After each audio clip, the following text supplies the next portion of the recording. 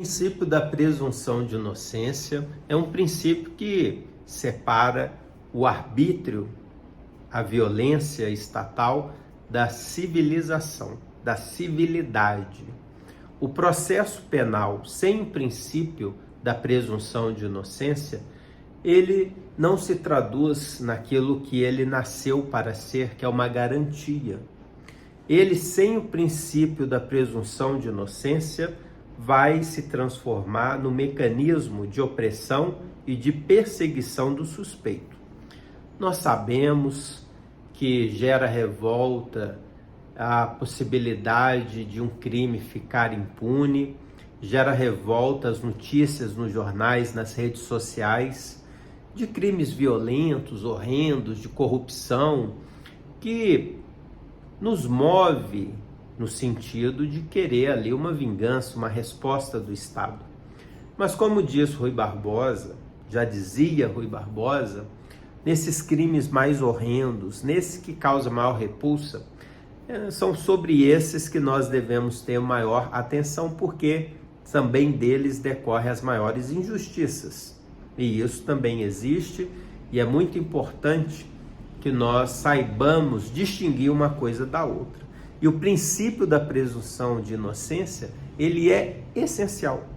Ele é esse dique que vai fazer essa barreira separando o mundo civilizado do mundo inseguro, do arbítrio, da violência estatal.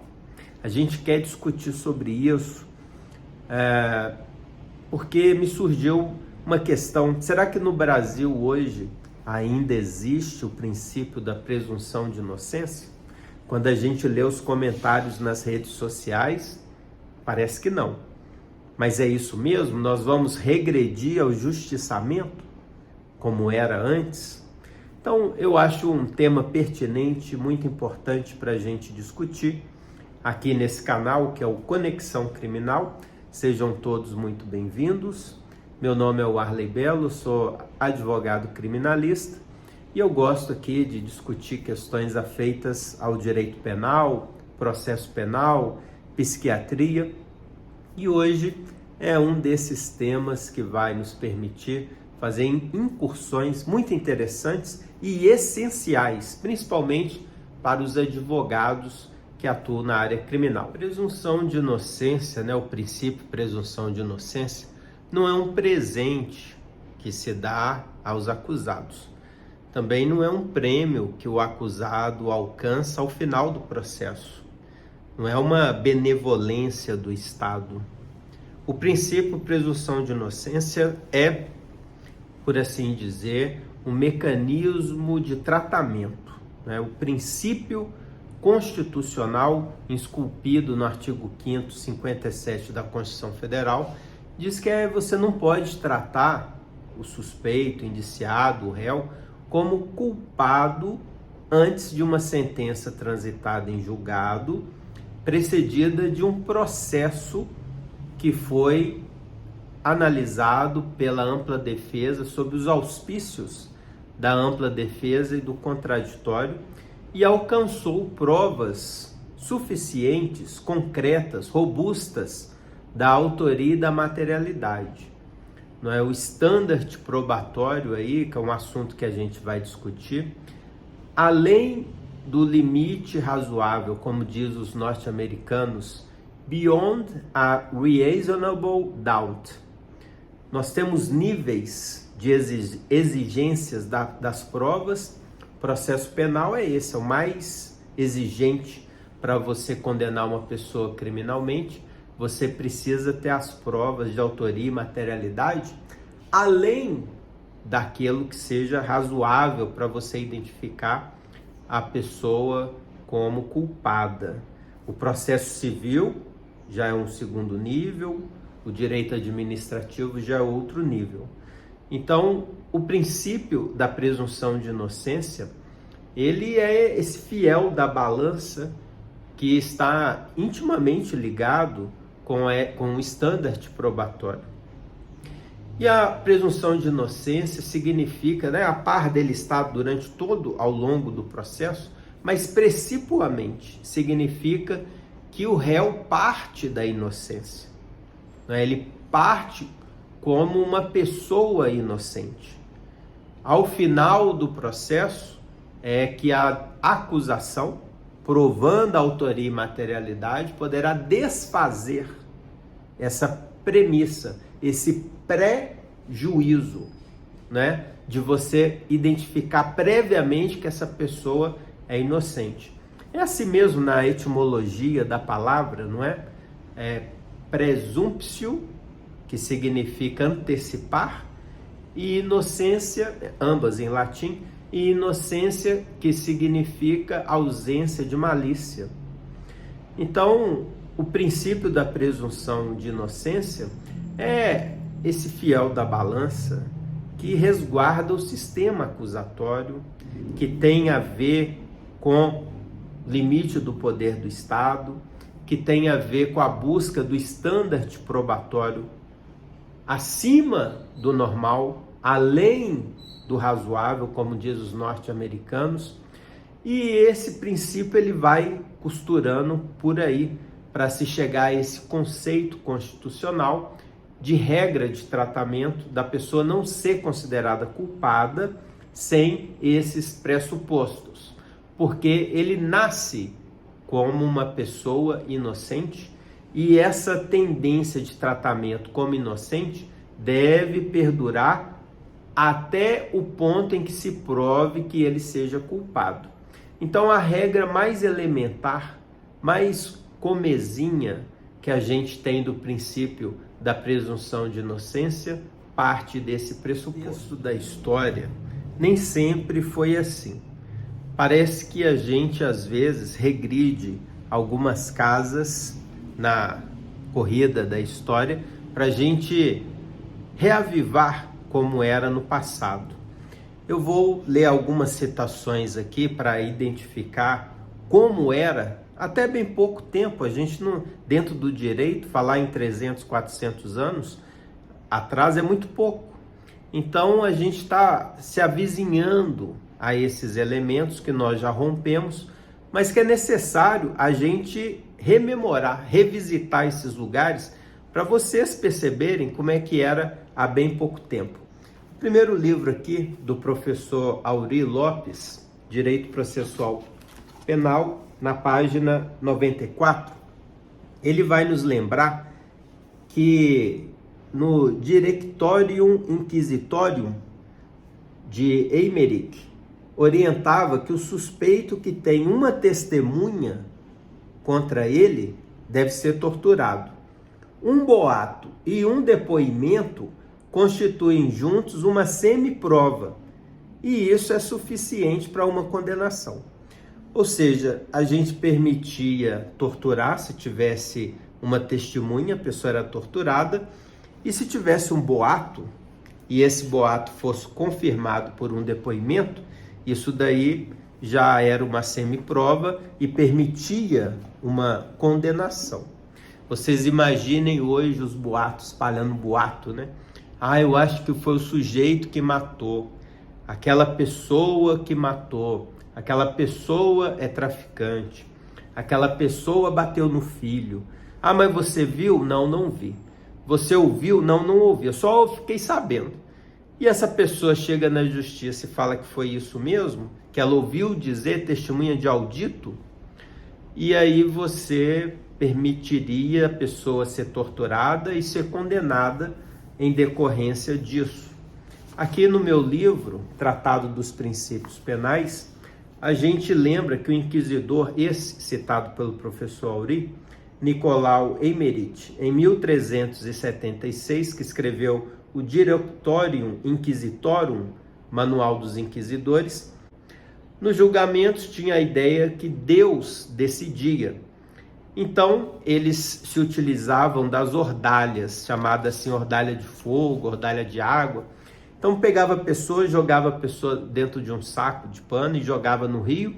Se afundasse é porque era inocente, se boiasse é porque a pessoa era condenada, era culpada e aí seria condenada. Então era um pensamento meio mágico, né, de você exigir a intervenção divina, porque Deus não iria permitir injustiça. Então você exigia que Deus salvasse aquela pessoa, chamada assim as ordalhas. E aí mais para frente, sigo eu no livro, com o tempo a voz divina tornou-se insuficiente para inocentar ou condenar alguém. Eram necessárias provas concretas. O recurso à tortura era reinventado como uma estrutura jurídica que buscava a confissão. Então, antes mesmo da gente nascer a tortura, você tinha essas ordalhas, não é? Esse pensamento mágico. Depois passou-se a ser insuficiente e começou-se a torturar as pessoas em busca da confissão. Essa confissão que era chamada Rainha das Provas. Em outro livro aqui, de Luigi Ferraioli, Direito e Razão, na página 441, ele vai dizer o seguinte: na Baixa Idade Média, basta recordar que no processo penal medieval, a insuficiência de prova, conquanto deixasse subsistir uma suspeita ou uma dúvida da culpabilidade, equivalia a uma semiprova, que comportava um juízo de semi-culpabilidade e uma semi-condenação a uma pena mais leve. Quer dizer, bastava suspeita, bastava dúvida para essa pessoa ser condenada, nada obstante, por uma pena reduzida, uma pena menor do que aquela para o crime que ela havia sido incursa. Por fim, dos delitos e das penas de Beccaria, nessa edição, a página 31, ele vai dizer: um homem não pode ser tido como culpado antes que a sentença do juízo o declare. E a sociedade apenas lhe pode retirar a proteção pública depois que seja decidido que ele tenha violado as normas. Esse livro de 1764. Ele veio depois dessa história da tortura que nós havíamos aqui relatado, da Inquisição, dos inquisitores, do Directório, e Beccaria inaugurou uma época de sobriedade punitiva, onde os senhores podem ver que ele se traduz aqui como presunção da inocência nessa passagem, negando a tortura como uma resposta viável para a pessoa, a dúvida como suficiente para uma condenação. Então, o contexto ele é muito grave, não é? Se a gente sai do princípio da presunção, a gente volta para essa época da Baixa Idade Média, que nós tivemos aqui a oportunidade de ver com os professores relatando a gravidade que era isso, né? Onde você tem um quadro, um contexto, onde a dúvida você permite a pena pela metade, a pena diminuída. A dúvida, onde o boato é suficiente para você condenar a pessoa. Então, é um contexto de extrema injustiça. Nós sabemos hoje, claramente, que esses boatos têm muita origem maldosa. Tem muita gente maldosa que faz esse tipo de acusação, digamos assim, só para ver o circo pegar fogo. E as consequências são gravíssimas. Por isso é que na evolução do tempo nós chegamos ao princípio da presunção de inocência. Não é que surgiu do nada, vamos criar um princípio. Não, isso tem uma história longa. Não é? Se a gente for buscar lá atrás como era antes daquilo que a gente tem hoje, era esse o quadro. Era essa a situação. Então poderia ser você que está aí do outro lado da tela me assistindo, ter um boato, é uma bruxa, é um bruxo, é um herege, e você não tem nada a ver com isso. E você, por causa de um boato, que ninguém viu nada, ninguém ouviu nada, mas há um boato a respeito disso. E nisso você vai condenado, não é? Então, o processo penal, ele era o mecanismo simplesmente de afronta, condenação, perseguição. Só que o processo penal, ele é garantia.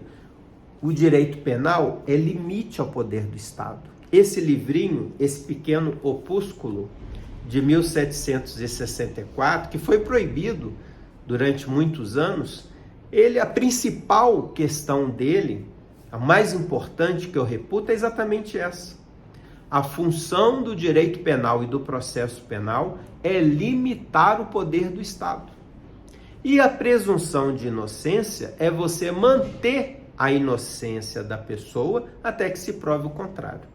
Fora disso, é o arbítrio, é a barbárie, é essa situação de você supor que a pessoa é culpada e já condenar, é ter dúvida e condenar, é você ouvir um boato e condenar. É isso que tem do outro lado do princípio da presunção de inocência. Com esse pequeno opúsculo de Beccaria dos Delitos e das Penas, nós tivemos a inauguração de sobriedade do processo penal, do direito penal, em decorrência desse livro e de todo o apanhado do iluminismo daquela época.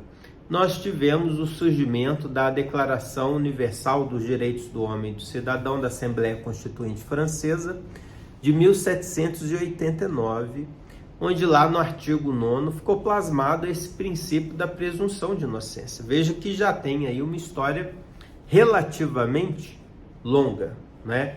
De mais quase 300 anos ao entorno dessa discussão. Depois de 1789, um outro documento extremamente importante foi em 1948, aí já na terceira geração dos direitos do homem e do cidadão. O Beccaria, o iluminismo, está na primeira geração da Assembleia Constituinte Francesa, e na terceira geração nós tivemos em 1948 essa Declaração Universal dos Direitos do Homem, também prevista lá nessa declaração no artigo 11, inciso 11.1, onde plasmava esse princípio universal. Nós tivemos na sequência, em 1960, aqui nas Américas, o Pacto de São José da Costa Rica. E esse pacto, em 60, o Brasil é signatário, mas foi introduzido dentro do nosso contexto legislativo em 1992 pelo Decreto 678, reforçando aquilo que a Constituição Federal já trazia em 1988, no artigo 5º, inciso 50, o princípio da presunção de inocência. O Código de Processo Penal nosso é de 1941.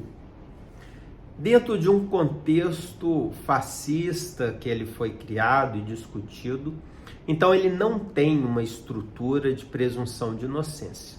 Tudo nele é levado para a culpa, né, a presunção de culpa, por causa do fascismo que influenciou tanto o Código de Processo Penal, mas também a parte geral do Código Penal, que foi modificado em 84. Mas na sua origem você tem a influência do Código Rocco e de origem fascista. Por isso, contra o princípio presunção de inocência, daí a gente comprovar historicamente que esse princípio da presunção de inocência é assim, um dique de separação entre aquilo que é civilizado daquilo que é autoritário.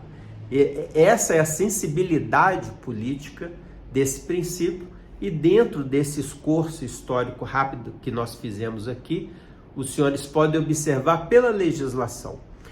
Tivemos no CPP, após 1941, inúmeras reformas, principalmente depois de 1988, a Constituição Federal nossa, e pontualmente a gente vai discutir aqui alguns artigos influenciados por essas reformas e por esse princípio que nos permite inferir a existência na legislação do princípio da presunção de inocência. O princípio da presunção de inocência, ele goza de 4 dimensões. Eu chamo assim as dimensões, os aspectos do princípio da presunção de inocência. O primeiro deles, de uma concepção abstrata, os outros têm uma concretude maior. Essa primeira concepção, essa primeira dimensão, chamada em latim favor rei ou favor libertatis, desconta a interpretação da lei penal, quer dizer, uma maneira abstrata da gente enxergar o princípio da presunção de inocência. No caso, se você tiver duas interpretações, aquela que seja mais favorável ao réu é essa que deve ser a sua interpretação. Eu trago aqui para os senhores um livro muito famoso, Hermenêutica e Aplicação do Direito, de Carlos Maximiliano, onde a sua página 327, ele tratando dos preceitos em latim, que se traduz exatamente na não presunção da interpretação mais gravosa ao réu, ele traz assim: opte-se na dúvida pelo sentido mais brando, suave, humano. Prefira-se, ao interpretar as leis, a inteligência favorável ao abrandamento das penas, ao invés da que lhes aumente a dureza ou exagere a severidade. Adote-se nas causas penais a exegese mais benigna. Então, essa interpretação das leis mais benigna é decorrência do princípio da presunção de inocência nessa dimensão abstrata. Quando você tem a dimensão concreta, você vai ter três subdivisões aí: a regra de tratamento, a probatória e o julgamento. A regra de tratamento é a forma como as pessoas são tratadas. Isso é um desastre aqui no Brasil, porque a pessoa acusada de qualquer crime, antes do julgamento, já sai nas mídias, na rede social, na televisão. Eu tive um caso, inclusive, fazendo parênteses, que a pessoa teve sua foto divulgada na televisão, na hora do almoço, na hora do jantar, aquilo ali, o local onde morava, porque esses casos, vem o helicóptero em cima, filma a casa, filma o bairro, expõe a pessoa, né? E aí você tem uma questão da estigmatização. Essa estigmatização que foi estudada, analisada por Irving Goffman, no seu livro Estigma, em 1963, que influenciou e foi influenciado também um outro livro que trabalha analogamente esse aspecto, que é o livro de Howard Becker, também de 1963, chamado Outsiders. Quer dizer, quando você estigmatiza a pessoa, quando você cria condições para essa pessoa ser estigmatizada, você tem um contexto anterior, né, de você criar leis, estabelecer quem vai ser aquela pessoa, aquele grupo de pessoa que é perseguido. Aí a gente teve vários exemplos durante a história, né?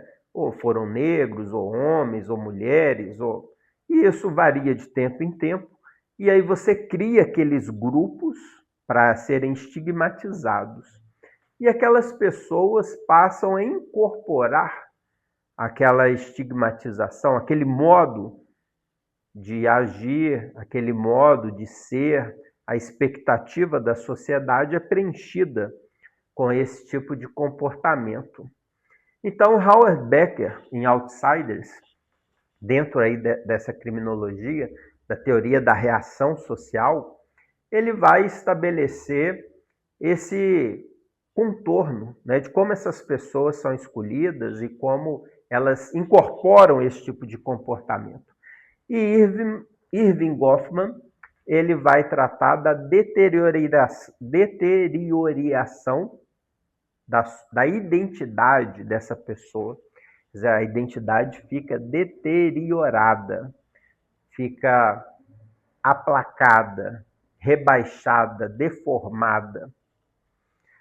Então, é um tipo de punição grave, é um tipo de situação psicológica, já estudada desde 1963, quando se desrespeita o princípio da presunção de inocência nessas regras de tratamento. Então, tanto o precedente, né, em Howard Becker, como a consequência, o efeito em Goffman, já é analisado, né, esse estigma que acontece quando você expõe a imagem da pessoa na televisão, nas redes sociais, surgem os comentários, né? E aí você tem um julgamento precipitado da sociedade, que certamente não existe nada de presunção de inocência, e você tem esse quadro de irrecuperável quase, né? Quando a pessoa sai na grande mídia, isso para recuperar é uma situação muito complexa, muito difícil, uma pena perpétua, vamos colocar assim. Então, a presunção de inocência tem esse quadro, né, que se comunica com o princípio da humanidade, com o princípio da intranscendência da pena. Então, ela desconta esse estigma, já estudado, já analisado, que afeta a regra de tratamento, você colocar tornozeleira na pessoa desnecessária, mas, essencialmente, essa publicidade da pessoa. Quando a gente trata na outra dimensão, nessa terceira dimensão, que seria as regras afeitas às provas, a gente diz que o ônus probatório é 100% do Ministério Público, da acusação. A acusação é quem deve provar que o réu é culpado, e não o réu provar que ele é inocente. O ônus cumpre a quem assim o diz, a quem assim acusa. O réu nasce inocente. Tá? E aí a gente vai observar que parte da doutrina estabelece que não. Nós teríamos que a defesa tem que provar, por exemplo, se alega legítima defesa ou estado de necessidade. O estado de necessidade tem que ser provado pela defesa. E aí eu trago a lume o livro do professor Nutt, Princípios Constitucionais Penais e Processuais Penais, onde na sua página 241 ele vai tratar exatamente disso. Veja, a carga probatória é 100% da acusação. Se o réu ele fala que agiu em estado de necessidade ou legítima defesa, cumpre ao Ministério Público provar que aquilo ali é falso. Não é a defesa que tem que provar que existiu legítima defesa ou estado de necessidade. É o Ministério Público que tem que provar que aquilo não existiu, porque o Ministério Público, a acusação, tem que provar que o fato é típico, ilícito e culpável. Isso compete à acusação. Então, diz o professor Nutt, torna-se essencial cessar o infundado entendimento de que a acusação cabe provar o fato básico e as excludentes de licitude e culpabilidade seriam o ônus do réu, que é isso que a gente está falando. É 100% da acusação, o ônus probatório. Ele exemplifica. A matou B, emerge o homicídio. Invocada a prática do fato, com base em estado de necessidade, convém ao órgão acusatório apresentar argumentos e provas ao juiz de que se trata de infundado excludente. A defesa, por seu turno, fará o possível para demonstrar a veracidade da excludente. Nesse embate, se dúvida houver, favorece o acusado. Que aí a gente vai para a quarta dimensão desse princípio da presunção de inocência, que é a regra de julgamento, que o professor Nutt acabou de citar. No caso de dúvida, deve-se julgar favoravelmente ao réu. A gente observa aquela frase latina, talvez uma das mais famosas do direito, in dubio pro réu. No caso de dúvida, deve-se julgar favoravelmente ao réu. Previsto no artigo 386, que é o núcleo, que é o centro, mas o 2, o 3, o 5 também, né, o 6 também desconta ao princípio da presunção de inocência, mas a ideia é essa, na dúvida, você deve absolver a pessoa. A gente viu há uns minutos atrás que a dúvida antigamente condenava a pessoa ou a pena era diminuída. Hoje não. Hoje você tem que, na dúvida, você deve absolver a pessoa porque a condenação ela exige certeza jurídica. Então, sem essas 4 dimensões, o princípio da presunção de inocência deixa de ser garantia e passa a ser simplesmente retórica. No bloco do vídeo, eu quero discutir com os senhores aspectos da psiquiatria e da psicologia muito importantes que, via de regra, passa despercebido no mundo jurídico. O juiz, especificamente, o princípio da presunção de inocência, ele é dirigido ao juiz quando o juiz ele tem aquilo que a gente chama de dissonância cognitiva. É uma proteção, um limite contra o pensamento que pré-julga. Quando um juiz, isso é para todas as pessoas, né? Mas aqui especificamente nesse estudo, eu chamo a atenção para o juiz. Quando o juiz pega o processo, analisa o processo, ele faz ali um pré-julgamento. Isso não é má-fé, isso é inconsciente. Então o juiz ele pega ali e fala, esse cara aqui é culpado, né? Ele traduz como se fosse culpado aqueles elementos que ali chegaram para ele. Entretanto, ao longo do processo, no decorrer do processo, vão surgindo indícios, vão surgindo provas, vão surgindo elementos que vão contrário a esse pré-julgamento que o juiz fez. Então, você tem uma cognição do juiz, que pré-julga, fala, esse cara aqui é culpado, aquela intuição, né? Aquele tirocínio, vamos assim colocar, que a pessoa é culpada. E depois os elementos que vão chegando aos autos, que vão sendo carreados aos autos, diz exatamente o contrário. Então, há uma tensão psicológica entre a cognição A e a cognição B. Via de regra, a pessoa ela vai defender a sua ideia primária, a sua ideia inicial. Então, ele vai começar a fazer interpretações de elementos dúbios, de acordo com a sua interpretação inicial. Ele vai desacreditar os indícios, as provas que são contra aquela sua visão primária. E aquelas que são favoráveis, ele vai superdimensionar. Ele vai acreditar um peso maior do que elas são. Porque mudar dói.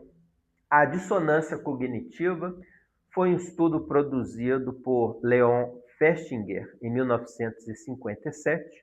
E ele, nesse livro, que é um resumo, né? O livro da psicologia, ele tem uma frase particularmente muito importante. Nas palavras de Festinger: diga que discorda e ele lhe dará as costas. Mostre fatos, os números, e ele questionará suas fontes. Apele para a lógica e ele será incapaz de entender o seu raciocínio. Isso porque um juiz que tem convicções, ele vai resistir à mudança. Por isso que o juiz de garantias é importante. O juiz que trata do inquérito policial tem que ser diferente do juiz do processo. Não pode existir um juiz expondo, pré-julgando aquilo que os fatos lhe serão encaminhados no futuro, por causa da cognição, por causa da dissonância cognitiva. Não se trata de doença mental ou da dissociação, não é? Esse transtorno psiquiátrico. A dissociação cognitiva, tratada por Festinger, é algo normal.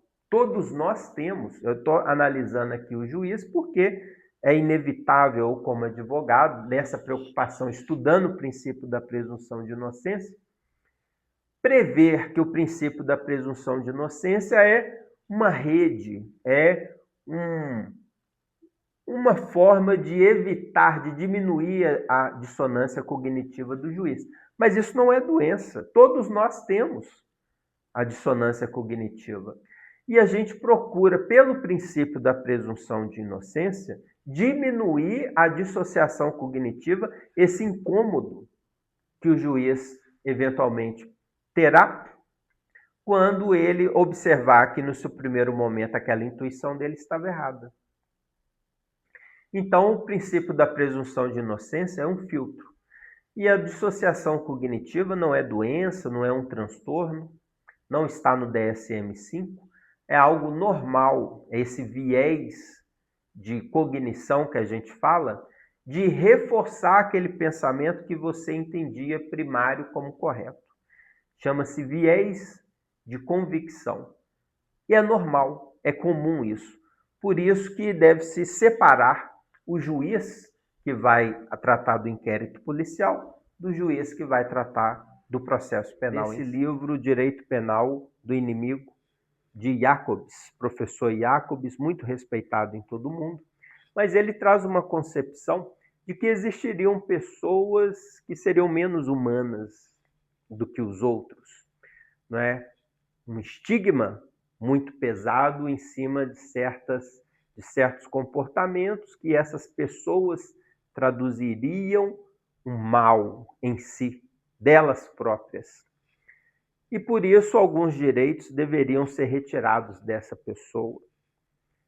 Isso é uma concepção que bate de frente com o princípio da presunção de inocência. Primeiro, porque a gente tem um quadro de distinção entre pessoas. Certas pessoas não entrariam no processo com a presunção de inocência, já entrariam exatamente o contrário, né? A presunção de culpa. Vocês vejam que no nazismo se punia as pessoas não pelo que elas fizeram ou faziam, mas sim por elas serem judias. Então esquece-se o direito penal do fato e passa-se ao direito penal do autor. E direito penal do autor nunca vai ser inocente. Então nós temos uma contradição primeira, pré-ditada, pré-vista, não é? Se você escolhe determinado grupo de pessoas como previamente culpadas, não há presunção de inocência. E isso é o retrato de um sistema autoritário. A gente pune a pessoa pelo que a pessoa fez. E isso provado num processo com o contraditório, com a ampla defesa, com os elementos probatórios acima da média. Agora, introduzir o assunto conjunto probatório, chamado assim conjunto probatório na jurisprudência, que é um problema grave, gravíssimo, e que se traduz um afronte ao princípio da presunção de inocência. Vou partir de um fato.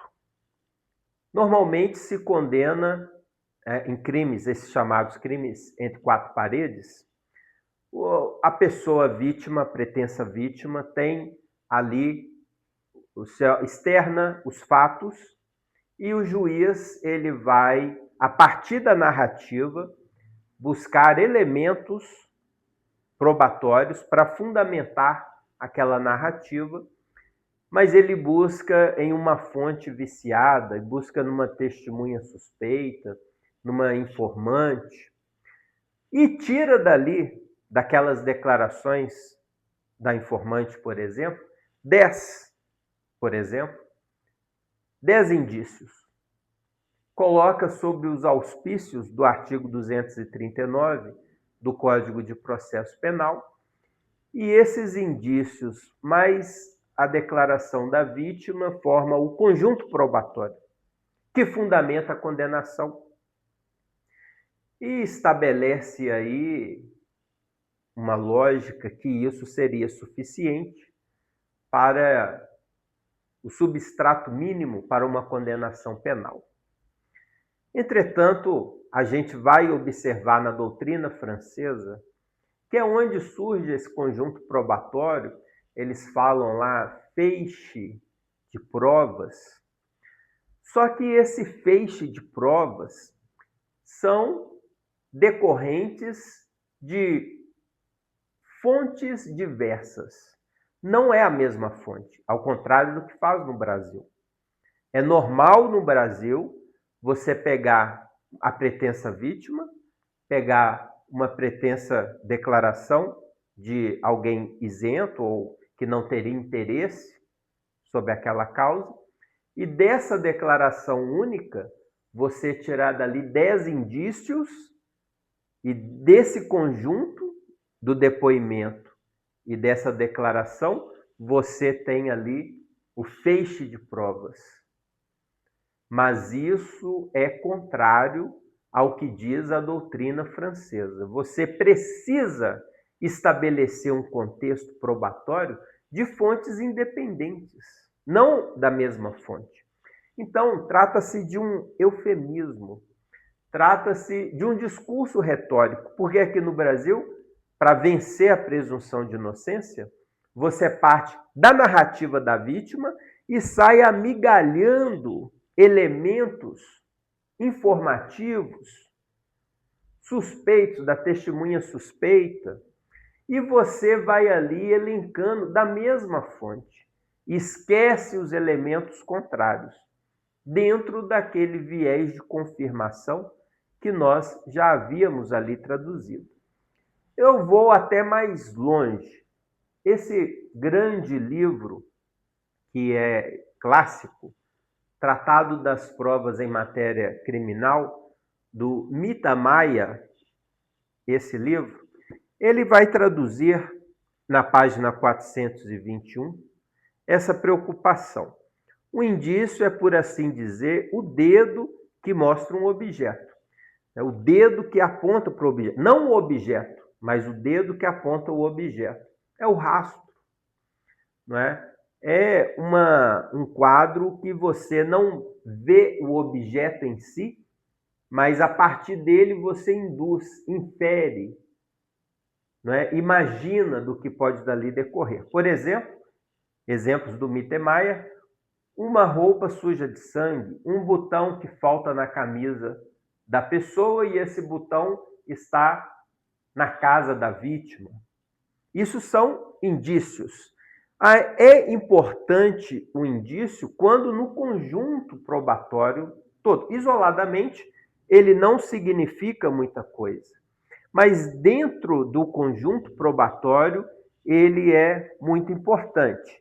10 indícios, então, soltos, eles não valem nada. Da mesma forma que 10 indícios que não decorrem, não é, no mesmo sentido, não estão alinhados no mesmo sentido, também não vai ter ali uma tradução muito importante. Diz também Mittermeier, em outro ponto, na página 374, 4 ou mais testemunhas suspeitas, porém concordes, estabelecem a certeza do fato. 4 testemunhas, todas elas suspeitas, mas elas falam, foi fulano que matou, foi fulano que matou, foi fulano que matou, foi fulano, 4. As 4 dizem isso. O conjunto probatório, o feixe de provas, é válido? Mittermeier diz que não. E ele vai dar o exemplo, citando aqui o caso, né? O depoimento de uma testemunha suspeita, repetido por uma outra, não adquire força alguma no novo depoimento da testemunha. Para melhor compreensão, tomemos um exemplo. A primeira testemunha sofreu muitas prisões por falso testemunho. A segunda parece ter recebido dinheiro para depor. A terceira é inimiga mortal do acusado.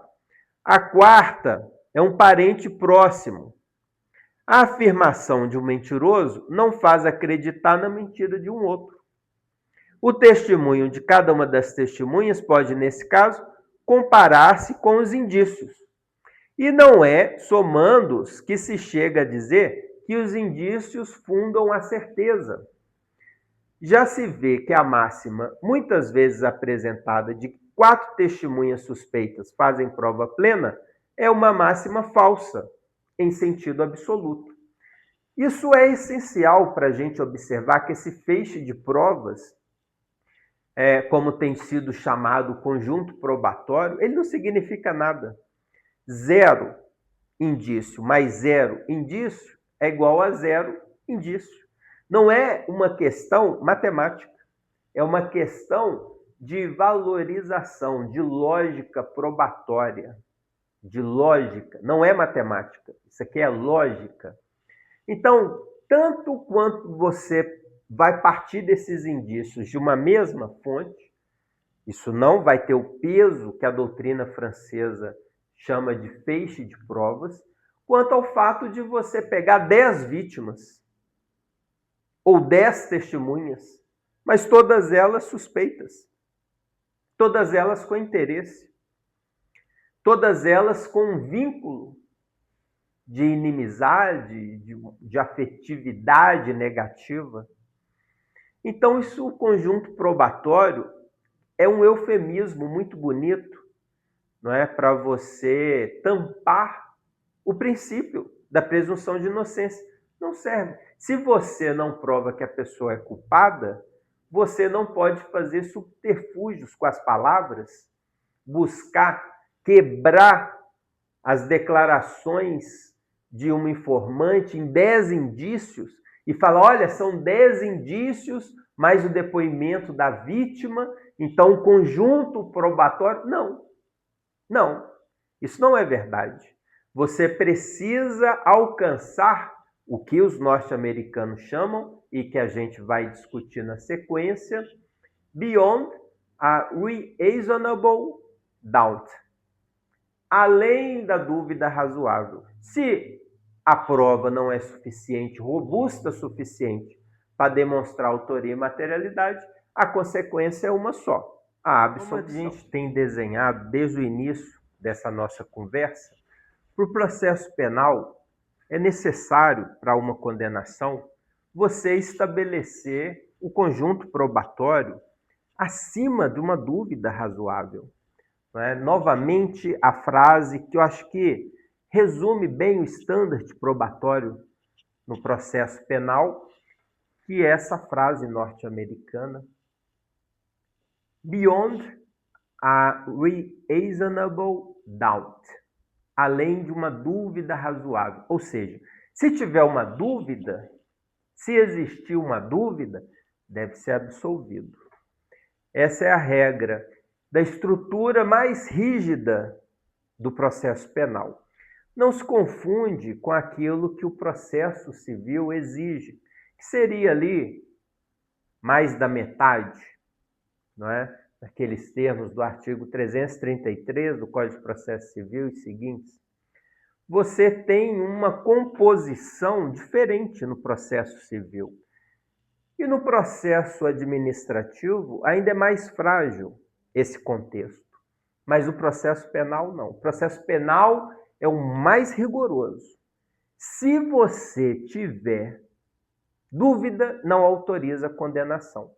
Se você tem uma probabilidade, autoriza a investigação, mas condenação é diferente. Quando você tem ausência de dúvida, aí é permitido você condenar. Mas se existir dúvida no julgamento, a pessoa tem que ser absolvida.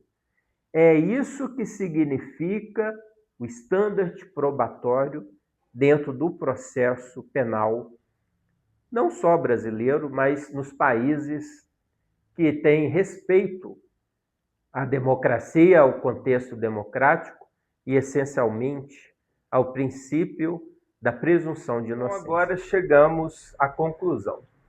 E aí, o que é que vocês acham? A presunção de inocência subsiste no Brasil ou estamos próximos ou vivendo o justiçamento? Eu acredito que o princípio da presunção de inocência ainda existe no Brasil. Nós temos a Constituição Federal, no seu artigo 557. Nós temos o Pacto de São José da Costa Rica, no seu artigo 8.2. nós temos o sistema acusatório, do qual se deduz a separação do acusador e do julgador, essência do princípio da presunção de inocência.